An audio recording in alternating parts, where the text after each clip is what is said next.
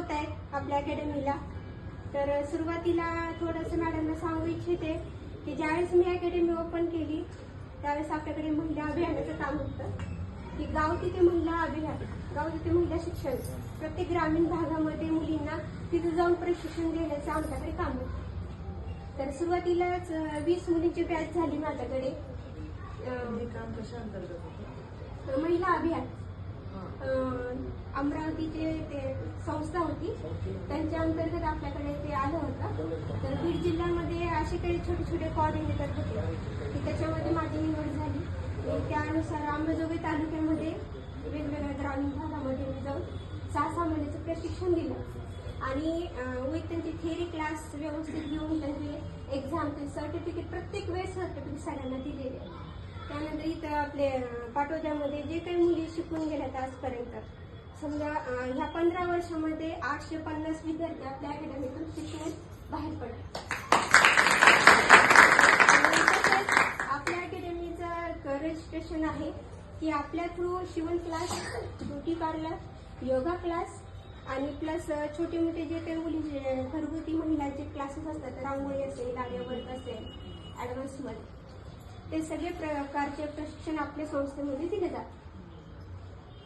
आणि ह्या सकाळपासून तुमची वाट खूप पाहत आहे आणि आम्ही 2 महिने झाले तुमच्या डेटची वेळेची वाट पाहतोय की आज तुम्ही वेळ काढून आमच्यासाठी खूप मोलाचं हे केलेलं आहे.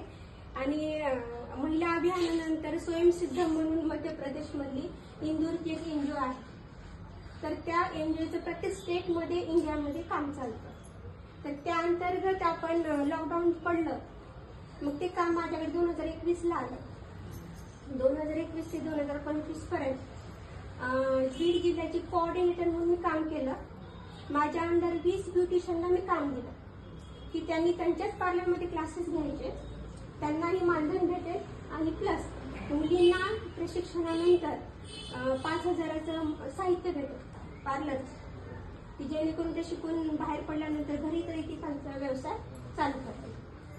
तर तसे मला तर एक 500 विद्यार्थी त्या काळामध्ये आपल्याकडे शिकून निघाले.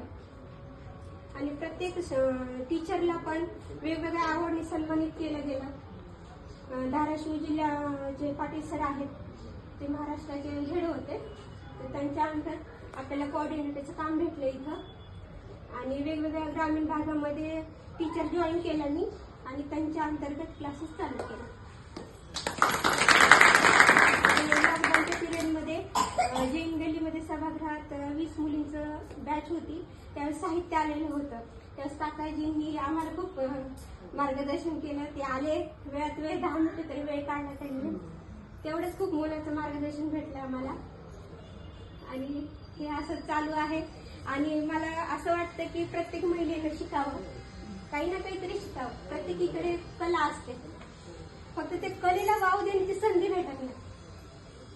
मग आम्हाला असं वाटतं की आता तुम्ही लेडीजच आहात, तुम्हाला माहिती सगळ्या संकटाला लेडीजला तोंड द्यायचं असतं.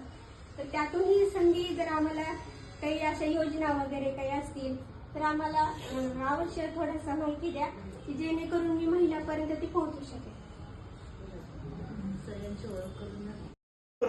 त्यांना कुठेतरी एक कॉन्फिडन्स देते, हे खूप छान गोष्ट आहे. आणि शुभांगीताई, त्याच्यासाठी खरंच आपल्याला मनापासून कितीही कौतुक केलं तरी कमी आहे. आणि मॅडम या कार्याची खूप सगळ्यांच्या मनात असतं आपण काहीतरी करावं, स्वतःसाठी सुद्धा दुसऱ्यांसाठी सुद्धा. पण ताईंचं खूप छान आहे की त्यांनी खरंच करून दाखवलं, स्वतःसाठी सुद्धा दुसऱ्यांसाठी सुद्धा. हे खूप छान मला वाटलं. आणि जसं मी मगाशी सांगितलं की आपल्या क्षमतेवर आहे, आपण फक्त ठरवायचं. आणि आपलं जे सुद्धा अंडर कॉन्फिडन्स असेल ना की मी अडचून इथे मी रोज अपडाऊन करते. 2-4 महिने झाले क्लासेस जॉईन करून. आम्ही सगळंच ॲडव्हान्स पूर्ण हेअर डिप्लोमाचं वगैरे सगळं, स्ट्रेटनिंग, स्मूथनिंग, हायड्रा फेशियल, म्हणजे सध्या जे चालू आहे त्याच्यामध्ये ते सगळं घेतात.